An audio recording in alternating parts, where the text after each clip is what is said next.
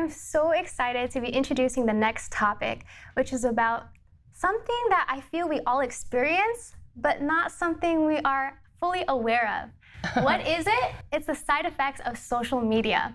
So the first thing I thought about when I was thinking about this topic was the time when I was just gushing over this guy that I thought, this is going to be the guy, to my friend. I was saying, oh, he's amazing. I met him at church. Oh, he plays guitar. And here I am sharing my whole life story with my friend. And I realized that there was no response. So I look over to my friend and I say, and I'm looking to see, hey, have you heard me speak? And guess what she was doing, Lisa? I think I can guess. She was Instagramming a picture of her meal. Oh, no. And so I was like, were you even listening to me? I was just sharing my whole story. She apologized profusely. But those are some of the things that I feel we don't even realize that social media does, is we end up forgetting the people around us sometimes. Yeah. Some other side effects that many of us probably doesn't even realize is that it can lead to feelings of isolation. It's linked to social problems, privacy violations, bullying, employment and college admission risks. Forbes write that social media is even affecting our mental health, leading to jealousy, having an addictive property, triggering more sadness and less well-being, among other effects. Medical News Today writes, a study suggesting that Facebook use may feed anxiety and increase a person's feeling of inadequacy. The last thing was from Pew Research Center, where they write that YouTube, Instagram, and Snapchat are the most popular online platforms among teens. An overwhelming 95% of teens have access to a smartphone, and 45% they are online almost constantly. So with social media being so pervasive in our life, it's something to really kind of think about. How are we taking in social media in a way that's healthy, in a way that's good? Shalom World asked women what they think about social media. I find myself retracting from social media. I do not believe it is something that is life-giving. I think it has the potential to do both. There have been positive things that certainly have helped my faith. When I see platitudes or scriptures come across social media, but I certainly think social media can obviously have a negative impact on someone's faith. It depends. I think I've benefited from social media. I don't do Twitter and Instagram and all that, but I am on Facebook, and I do think it can be used very positively, just based on my experiences with my faith. But then there's, the negative side to it too, where during Lent I gave up Facebook because it's just too much. Social media definitely has a negative effect on people's faith. Things that could definitely really make people feel belittled, and I know I definitely am a victim of that, comparing myself to other people when I look at social media, and it can be very, very discouraging. It can go either way. Depends on how often you're online, how often you pick up that phone or computer and get online.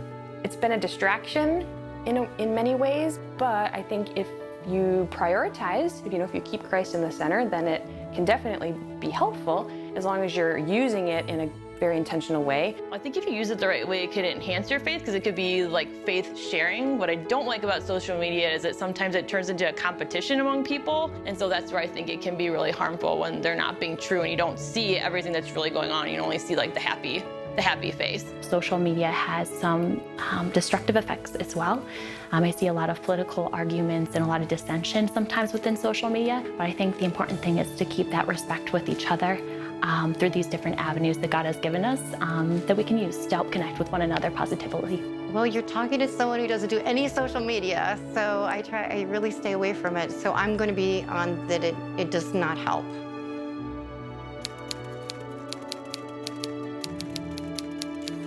Because I don't do it very much, not being on is what works for me. But in terms of others being on, I think if someone were to spend 10 minutes, that's more than enough. I think that's relative to each person, but I think to the extent that it is negatively impacting you, then it's probably time to consider how much you're spending on social media. I think when you are turning to social media for a personal fulfillment, or picking up the phone or going to the computer, when it overtakes other things in your life, then that's too much time. I'd say more than 5-10 minutes a day. I look at it like a little bit every day, but I think if you're looking at it for hours every day and really comparing yourself and spending hours, that would be definitely too much. But if you limit yourself to maybe, a couple minutes a day would probably be enough. Anything over an hour a day, sometimes it's segmented. Maybe do 10 minutes here, 10 minutes there. But I think overall for the whole day, if you exceed an hour, that might even be a little bit too much. I think if you're finding yourself always thinking you want to check it, I think you've gone too far. So maybe like once a day just to check in with friends, I think is a nice balance. Definitely, I think everyone needs to set their limits. I did a project with school one time, and they had us log how many times we went on social media, and it was amazing to see different people at the college age level, how many times we had logged in and hadn't even known about it. And so I think it's important to really be cognizant about that and just be aware. Obviously, you don't want to spend all day on social media because you want to have this real personal contact with people, and that's really where God speaks. And so making sure you have enough time to do that. Thank you all so much for sharing your beautiful comments about how social media affected your life. So I went on a deep dive through social media to find out what all of you had to say about the side effects of social media.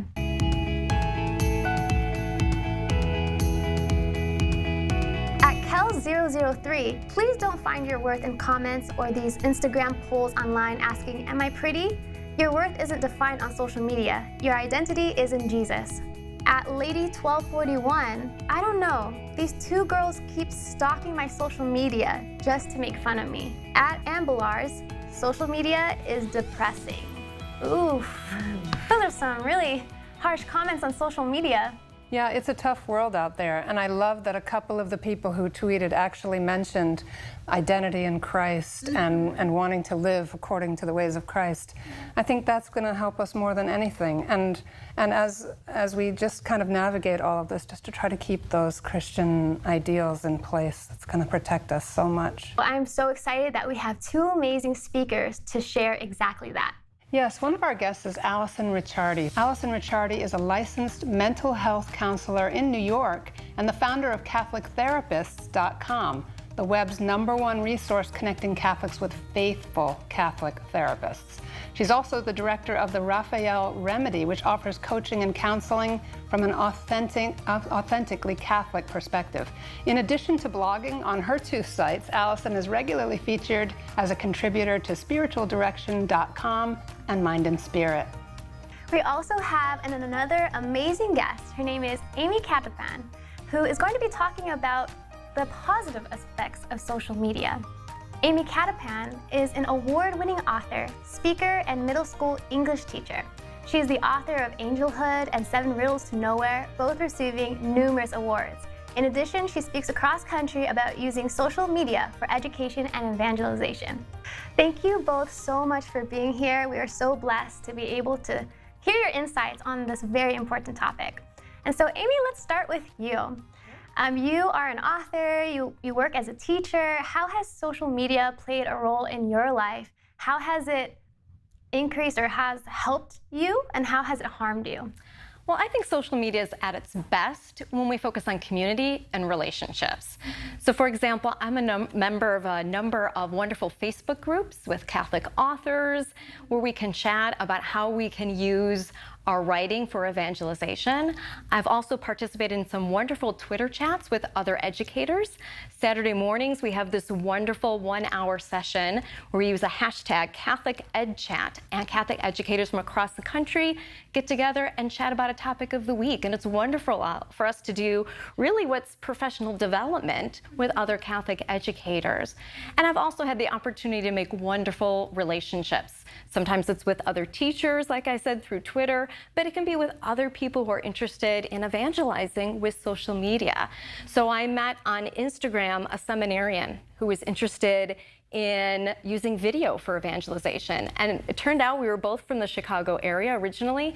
He had moved out to LA to study at a seminary there. We ended up meeting when I was speaking in Los Angeles to talk about Catholic writing. Nice. And then there was a Salesian sister who's teaching out on the East Coast that I met, and found out she was originally from this area too. We've met a couple times for lunch when she's come into town to visit her family. That's Wow. So I think when we focus on community and on relationships, we can really make something positive out of social media. I think the harm part that you mentioned can be like the example you gave at the top of the show. You mentioned that sometimes people are a little too much into their phones and they're forgetting to be present. Again, it's about the relationships. If you're trying to build a relationship with somebody and they're on their phone and not present in the moment because they've been sucked into the social media, that's where things can get negative. Also, I think it can be negative if we are not presenting ourselves authentically. And that's something I think those of us, especially if we're creative people like writers, artists, actors, and we have fans who are following us online, we have to be authentic. We can't curate our social media so that we only have, those perfect photos and our lives look perfect. We have to show ourselves struggling and how we use our faith to get through the difficult moments. That sounds like a lesson in humility and authenticity that would just be good in all areas of our life, but this area is just so tempting.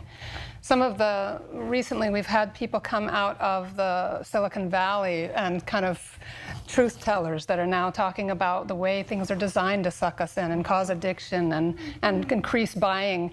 And I'd like to just talk with Allison now about what are the things that you're seeing as a therapist coming out of so much intensive kind of habitual social media use related to things like anxiety and depression.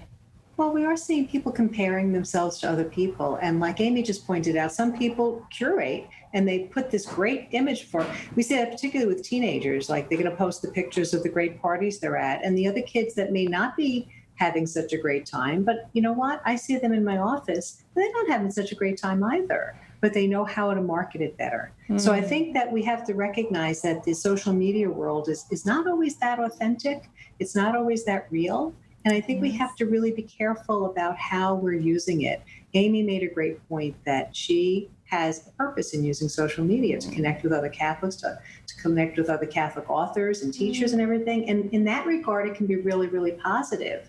But if not, it can be, it's kind of like a train coming down the tracks. And you've got to decide when you're going to cross, where you're going to cross, and how long you're going to spend on those tracks before you get hit by it. Well, a couple of things that we're seeing is that people are looking at this fake world of social media.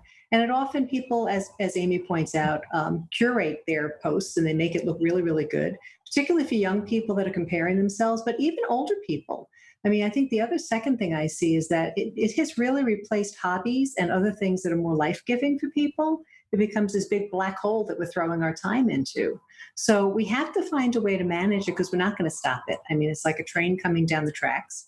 And either we have to decide where we're going to cross, when we're going to cross, and how long we're going to stay on the track. So you're going to get run over. So we really do have to really be careful how we're using Facebook. And Amy made a great point that she's using it for a particular purpose, and we need to think about that. So is it possible, let's say we hear so many statistics about young people spending, and even older people now, more and more it's branching out into other generations, using excessive amounts of social media and really getting kind of trapped in that world, not even being able to relate to each other in groups and things like that. Is there a way for people who are starting to feel addicted, which is the way it's designed, to trigger that pleasure-seeking impulse in the brain and trigger the dopamine and all of that, so we're seeing all this addictive behavior? Is there a way to either stop or at least manage our use of social media if we feel like it's getting out of balance? Yeah, and I think the one word I would use would be intentionality. I think in everything that we do, even, if you're going to watch TV, think about what show you want to watch, when you're going to watch it, and not just sit with a bag of chips and just, be taken away by the garbage that's out there. So the same thing with social media, that what are you using it for? What is the purpose of using social media? To really think about that. Is it for social connection?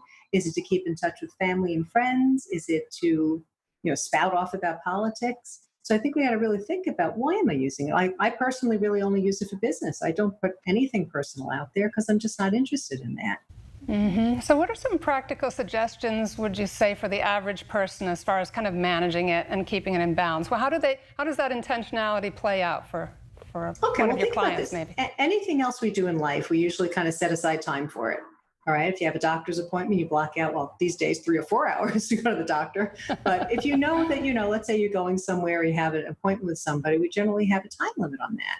So by deciding how long you want to spend on Facebook or any of the social media, and what you want to accomplish while you're there. When do you want to go on? When we go on makes a big difference also. If you go on, let's say you say, all right, I have 15 minutes on my lunch hour. And that's a great time to check in with social media because it's time limited. So, at the end of 15 minutes, you need to be back at your desk. You're more likely to do that. The worst time to go on is late at night when you got nothing to do and you can really get lost there. And I think it's happened to all of us. I found myself saying, what am I doing? Like, why am I doing this? Once in a while, it's good to check in. But after a while, so I think by setting up that timing and say, all right, when am I doing this? When's a good time? Maybe before dinner, maybe before work, maybe on our lunch hour, but put a time limit on it and set a timer because you're not going to remember. It just keeps going. All right. The other thing I want to really say is that we need to evaluate our quote unquote friends on Facebook. All right. Now, some people friend everybody and, you need to look and say, are these the people I really want to associate with? If they're very negative, if they're very vicious, and there's a lot of vicious commentary on social media these days. All right. So are they adding anything to your life? Or are they really taking away from your life? Like, what do you really want to do? So the next thing I would suggest is really blocking those people that are bringing you down, and they don't even have to know that you blocked them or unfriended them. But if that's constantly coming into your newsfeed and you're getting aggravated or it's gossipy or it's nasty or whatever it is, block them. Just get away from it. You don't need that. Cultivate the friends that have the core values that you do, that are sharing something that's going to be positive in your life. All right. Again, having that hard deadline. All right. Mm-hmm. When do I need to be off of this? And one thing I noticed in social media in my own life, I used to have hobbies. I think that's what I see with kids, especially. They don't have hobbies. Do you remember going to the craft store as a kid? We always had some craft or hobby we were working on. Kids don't do that today. And you know what? You don't get a sense of accomplishment. You don't get a sense of knowing who you are or a feeling of, competency about anything. You're feeling usually pretty incompetent when you're looking at Facebook, unless you're one of the lucky ones who knows how to really put the best image out there. All right. But even that, it's pseudo-affirming. It's not real affirmation. And I think that what Carell was mentioning about being present to other people, I've seen very good uses of social media. Lisa, you're a good example of being present to the problems people have. I love seeing the prayer requests on Facebook. It's all really positive. Right. But we need to really be present and not just, ticking things off and like, and then going back and seeing how many people liked our post. That's just a dead end. It's not going to make us happy. So we can really frame things in kind of a reasonable, common sense way and just decide not to be taken over by it, but to decide ahead of time intentionally how I'm going to consume it and why. And so maybe we don't end up being a statistic about all that anxiety and depression that builds up in people who are losing so much of their lives because of this overfocus. Yep. And I think you're right. They're all losing their lives and losing relationships. That's another real danger of social media is reconnecting with old boyfriends and girlfriends or many affairs that start up online. And they're not real. They're really not real, but they seem that way. And I think that's one of the dangers that I think we have to be really careful of. That's a really interesting point. I think so too. And I love what you were sharing, how, Allison, you were sharing about intentionality, making sure we have time blocks, making sure that we are focusing on that presence. And Amy, you shared so beautifully about the benefits of social media in your own life, how we can connect. And so it seems that there's a good and bad side to social media, and it's all about how we use it, how to form healthy boundaries. I was just speaking to Lisa about how everything God made us is good, but sometimes we abuse a good. And so really it's about moderation. And so, Amy, can you share with us, Allison mentioned a couple of strategies. Can you mention how we can use social media in moderation instead of using it as a crutch? So Allison mentioned some great things, setting a time, when am I going to do it, and setting a time limit. I think also, how are you going to use it? For example, I know some people who just got fed up with Facebook posts, particularly during difficult times and seeing what people are posting. And so what they did is they took the app off their phone for Facebook, because that was a temptation to just take their phone and look at the Facebook app. They still have it, but it's on their computer and it's at home, which they don't have as they're going through their day with them all the time. So making choices about things like that. Am I going to have the app on my phone, or am I just going to use it during certain times when I'm at home? That's another way. And then, as Allison said, thinking about who you follow and Facebook has some wonderful ways to adjust that. Yes, you can be friends with a person, but unfollow their posts. You can also make them an acquaintance versus a regular friend, and then Facebook knows not to show you all of their things all the time. And if you know that person's going to respond negatively to something you're going to post, you can post to your friends except the acquaintances if you know that's going to draw negative feedback from other people. So take advantage of what the social media gives you. Facebook and Instagram both work on algorithms. The more you like and comment on somebody's post, the more Facebook and Instagram are going to show you content from those people.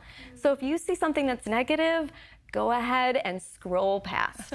Just before coming here today, I saw a video that I thought, I had to stop the video halfway through. I said, this is getting my blood pressure up. And I'm going to be tempted to write a response to this person. I thought, I'm not. I'm going to go hit the 3 little dots in the corner that say, do not show me any more posts that this person shares from this person. So that's not going to be in my feed anymore. It's really okay not to tell everybody else what's wrong with their Facebook posts. Just scroll on, I say. That is so hard for people to just be able to ignore, you know, these posts that you so want to respond to. And so it takes a lot of, what is it called? A lot of patience and a lot of restraint. And so we admire you for doing that. Amy, can you share with us, because we as Catholics, we don't just use social media, we don't use the things in this world. We're called to transform it, right? Transform it through the way Christ exemplified it, through his parables. He reached people using things that they know. So how can we, as Catholic women on social media, how can we transform social media so we can glorify God and transform that culture? So one of the things that I do is I run a second Instagram account in addition to my own called Books for Catholic Teens. And this all started because one of my fellow Catholic young adult authors contacted me and she said, let's create a Facebook group for parents and teachers and teens to find great Catholic fiction for teens and young people. I'm like, that's a great idea. So I said I would co-administrate with her, and we called it Books for Catholic Teens. And I said, now, you know, teens don't really spend time on Facebook like adults do. The teens I know on Facebook, like my own teenage nieces, are on there because adults made them get on. Yes, because their high school cross-country coach said, this is how I'm going to communicate with the cross-country team. So you need to do this. Or the Irish dancer was told by the Irish dance troupe, you need to get on Facebook because this is how I communicate with the dance troupe. So my nieces are on there for those things, but nothing else. But they're all on like Instagram, right? So I said to Cynthia Toney, who's this other young adult author who was working in the Facebook group with me, I said, I'm going to start an Instagram for our Books for Catholic Teens group too, because that is one of the places. Instagram and Snapchat are where the teens are hanging out. So I've been working on that, not just to share the good news about the books that we have out there that are, you know, fun stories. As you mentioned, you said that Jesus taught through parables, right? And that's what we try to do as authors. Not only as fun stories, but we'll share inspirational quotes, prayers for saints' feast days. We do photo challenges during Lent and Advent. So we'll like challenge people on Ash Wednesday to post a selfie with their ashes on. And again, it's back to that community, right? Other people are going, oh, look, here's everyone else posting selfies with their ashes on. Maybe you live in an area where there aren't a lot of people wearing ashes on Ash Wednesday, but you can go to Instagram and you can see you're not alone in this. So I think that's a way we can evangelize and build a sense of community. Well, I'd just like to wrap up by thanking you both. Allison, thank you so much for coming and sharing a therapist's eye on this problem and the possibilities of really taking ourselves back, taking our lives back. And Amy, for the practical sides of kind of implementing the social media use and really using the controls as they're made, but to our own advantage for a change instead of just being another algorithm and triggering person without realizing it. I'd just like to also recommend a resource for all of our viewers. In 2010, Nicholas Carr wrote a book that brought together the brain research to date on how the internet is affecting our brains. He wrote a book called The Shallows, How the Internet is Impacting Our Brains. And he really talked about neuroplasticity and how our brains adapt to use and how we can change them back if we've fallen into that kind of distracted, short attention span lifestyle, that there's actually something that we can do to kind of fight back and be book readers and nature enjoyers and hobbyists, as Allison was saying as well. We can really take our brains back, and that's really a terrific book and very enjoyable read too, because he's not writing as a scientist but as a layperson, synthesizing what's available to us. So thank you so much for being with us, and please know that we are always praying for you, so please pray for us too. God bless you.